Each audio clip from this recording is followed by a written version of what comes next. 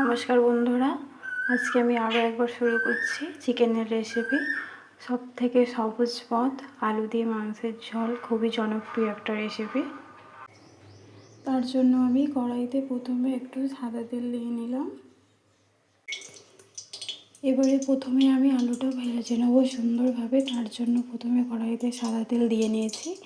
এবারে আমি একটু নুন দিয়ে নেব এতে, তারপরে একটু হলুদ গুঁড়ো দেবো, তারপরে একে একে আমি এতে আলুগুলো ছেড়ে দেব।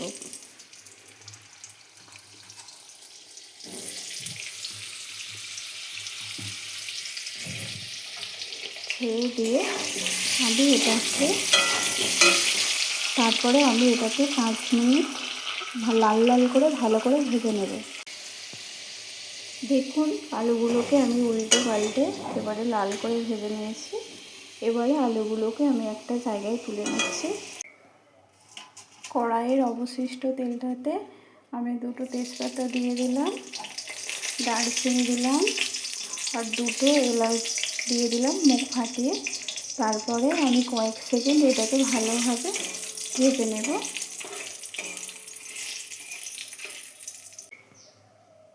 তারপর আমি এতে পেঁয়াজ কুচানোগুলো দিয়ে দেবো। এরপর আমি এতে দিয়ে দেবো 1/2 টিস্পুন নুন। নুনটা দিয়ে দিলে পেঁয়াজটা তাড়াতাড়ি ভাজা হয়ে যায়। এবার দেখুন পেঁয়াজটাকে আমি কি সুন্দর লাল লাল করে ভেজে নিয়েছি। পেঁয়াজটা ভাজতে আমার 5 মিনিট সময় লেগেছে।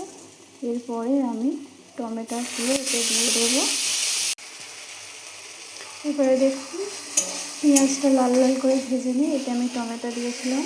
টমেটোটা কি সুন্দর গলে গেছে। এবারে আমি এতে দিয়ে দেব এবার আমি এতে দিয়ে দেবো 1 টিস্পুন চামচ আদা বাটা। তারপর আমি এতে ফের দিয়ে দেবো 1 টিস্পুন চামচ রসুন বাটা। এরপর আদা রসুন বাটাটা যে বাটিতে ছিল সেই বাটি ধোয়া জলটা আমি এতে দিয়ে দেব। তারপর আদা রসুন বাটা কাঁচা গন্ধটা যেন না থাকে সেই জন্য এটাকে আমি ভালোভাবে কম ফ্লেমের আঁচে এটাকে আমি ভেজে নেব। এবার এতে আমি দিয়ে দেবো 1 চামচ হলুদ গুঁড়ো, দিয়ে দিলাম 2 চামচ কাশ্মীরি লঙ্কার গুঁড়ো। কাশ্মীরি লঙ্কার গুঁড়োতে ঝাল হবে না, এতে মাংসের কালারটা ভালো হবে। এবার এতে আমি দিয়ে দেব লঙ্কার গুঁড়ো। আমি 1 চামচ দিয়েছি, আপনারা যদি বেশি ঝাল খান তাহলে আরও বেশি করে ঝাল দিয়ে নিতে পারেন। এতে আমি কোনো জিরে কিংবা টক দই ইউজ করছি না, এটা একদম সাধারণ সিম্পলভাবে করছি। দেখুন কি সুন্দর কালারটা এসে গেছে। এবার আমি লো ফ্লেমে এটাকে 10 মিনিট ধরে কষিয়ে নেব। দেখুন আমি মশলাটাকে 10 মিনিট কষিয়ে নিয়েছি। এরপরে আমি এতে মাংসগুলো দিয়ে দেব।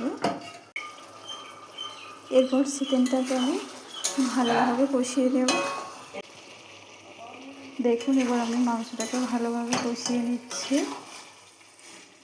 এবারে আমি এটাকে 5-10 মিনিটের জন্য ঢাকা দিয়ে রেখে দেব। এখানে আমি 1 কেজি মাংস নিয়েছি। এবার মাংসটাকে আমি ভালোভাবে কষিয়ে নিচ্ছি। এরপরে আমি এটাকে কিছুক্ষণ ঢাকা দিয়ে রেখে দেব। এরপরে ঢাকাটা খুলে মাঝে মাঝে নেড়ে নেবেন, নইলে মাংসটা নিচে বসে যাবে। এবার আমি ঢাকনাটা খুলে নেব। দেখুন এর মধ্যে থেকে কি সুন্দর তেল ছেড়ে গেছে। এরপর আমি এতে ভাজা আলুগুলো দিয়ে নেব। দিয়ে নিয়ে আমি এটা আরও 10 মিনিট ঢাকা দিয়ে রেখে দেব, যাতে করে আলুগুলোর গায়ে মশলাগুলো ঢুকে যায় এবং আলুগুলো তাড়াতাড়ি সেদ্ধ হয়ে যায়। এবারে দেখুন আমার আলুটা আর মাংসটা কি সুন্দরভাবে কষানো হয়ে গেছে। এরপরে আমি এতে জল দিয়ে দেব। জল দিয়ে দিলাম। এরপরে